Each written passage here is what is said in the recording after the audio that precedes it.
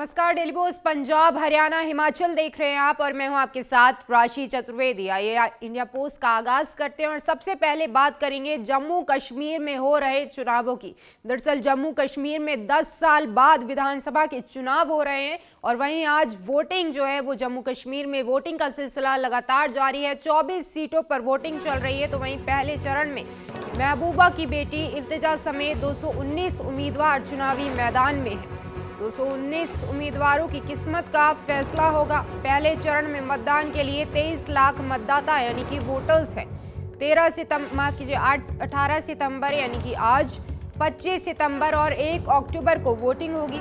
90 विधानसभा सीटों पर 3 चरणों में मतदान होगा और 8 अक्टूबर को नतीजे सामने आएंगे। जम्मू कश्मीर की 24 सीटों पर 9 बजे तक 11% वोटिंग हो चुकी है। वहीं सबसे ज्यादा किश्तवाड़ा में 15% मतदान अब तक हो चुका है। पुलवामा की अगर बात की जाए तो पुलवामा में सबसे कम 9% वोटिंग हुई है। जम्मू कश्मीर विधानसभा चुनाव के फर्स्ट फेज में आज 7 जिलों की 24 विधानसभा सीटों पर वोटिंग सुबह 7 बजे से शुरू हो गई है।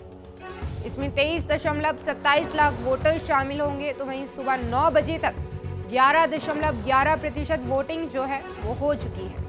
सबसे ज्यादा किश्तवाड़ा 14.83% मतदान यहां पर हुआ है, जबकि सबसे कम पुलवामा में 9.18% वोट जो है वो डाले गए। अलग अलग राज्यों में रह रहे 35,000 से ज्यादा विस्थापित कश्मीरी पंडित भी वोट डाल सकेंगे और इसी के साथ ही उनके लिए दिल्ली में 24 स्पेशल बूथ बनाए गए हैं।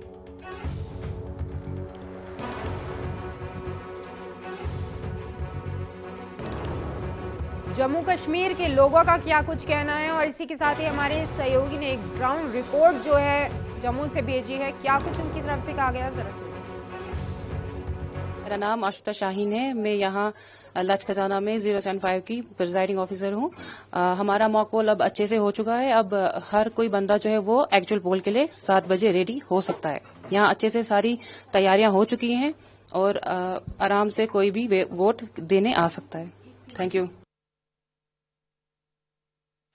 जम्मू कश्मीर में 10 साल बाद हो रहे विधानसभा चुनावों को लेकर हालांकि जम्मू कश्मीर के लोगों में बहुत ज़्यादा उत्सुकता है, क्योंकि लोगों को ये है कि इस बार वो अपने मन की सरकार चुनेंगे और ख़ास तौर पे ऐसा समय है जब धारा 370 और 35 से जा चुकी है और ये देखना है कि लोग उसके बारे में क्या सोचते हैं। धारा 370 जब हटी थी उसके बाद से लगातार गवर्नर रूल जम्मू कश्मीर में रहा, LG सरकार रही और पहली बार पॉपुलर गवर्नमेंट बनाने के लिए चुनाव हो रहे हैं।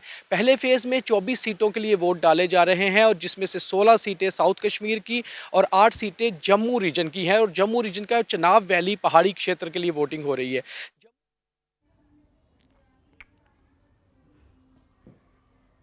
ज्यादा जानकारी के साथ वरिष्ठ पत्रकार दीपक खजूरिया इस वक्त हमारे साथ जुड़े हुए हैं। दीपक जी, देखिए, जम्मू कश्मीर की बात की जाए 10 साल बाद विधानसभा चुनाव हो रहे हैं।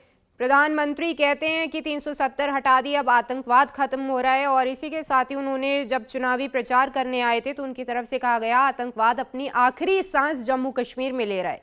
लेकिन जम्मू कश्मीर की जो आवाम है उनका क्या रुख है और हकीकत जम्मू कश्मीर की क्या कुछ कहती है, इसी के साथ ही फिजा किस ओर है?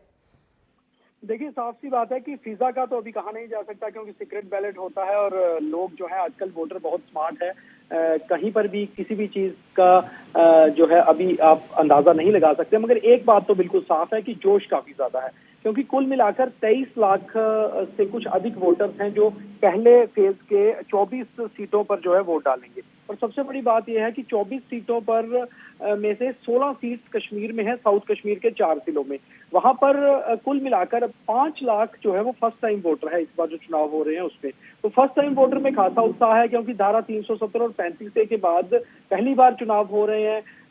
एम्प्लॉयमेंट एक बहुत बड़ा मुद्दा है जम्मू कश्मीर में। एम्प्लॉयमेंट के साथ साथ स्टेटहुड वापिस आना भी एक बहुत बड़ा मुद्दा है। जम्मू हो या कश्मीर हो, दोनों रीजन्स में लोग चाहते हैं कि हमारी स्टेट वापस आए यूटी से, और सभी पार्टियों ने अपनी मैनिफेस्टो में भी स्टेटहुड की बात की है। अब देखना यह है कि किस तरफ झुकाव होता है खास तौर पे। मगर बड़ी बात यह है कि डेमोक्रेटिक सेटअप में वोटिंग परसेंटेज ज्यादा होना बहुत जरूरी है और वोटिंग जितनी अच्छी होगी ये सबसे अच्छा होगा लोकतंत्र की मजबूती के लिए।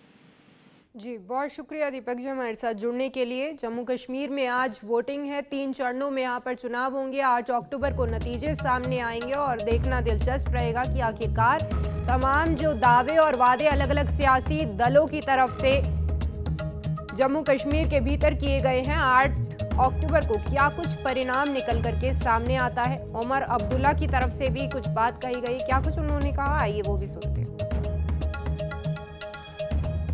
से कार्डर बेस्ड पार्टी है, हर जगह हमारे लोग हैं और जितने वोट पड़ेंगे उतना अच्छा है, जमहूरियत के लिए अच्छा है, नेशनल कॉन्फ्रेंस के लिए अच्छा है। फ़िलहाल जो मैंने अपने साथियों से मौके पे बात की, भारी तादाद में नेशनल कॉन्फ्रेंस को वोट पड़ रहे हैं हर इलाके से और हम कामयाबी की उम्मीद लगाए बैठे हैं। नहीं, अच्छी बात है। अब 10 साल से हम इस दिन का इंतज़ार करते आए।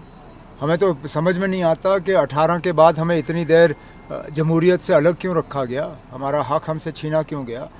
मुद्दे इस इलेक्शन में बहुत हैं। हमने कोशिश की कि मुद्दों के हवाले से हम लोगों से बात करें और उन्हें बताएं कि अगर 5 साल के लिए उन्होंने हमें अपनी कीमती वोटों से नवाजा तो हम उनके लिए क्या करेंगे। 8 अक्टूबर तक इंतज़ार करेंगे, लेकिन अभी तक जो रिपोर्टें आ रही हैं अच्छी आ रही हैं।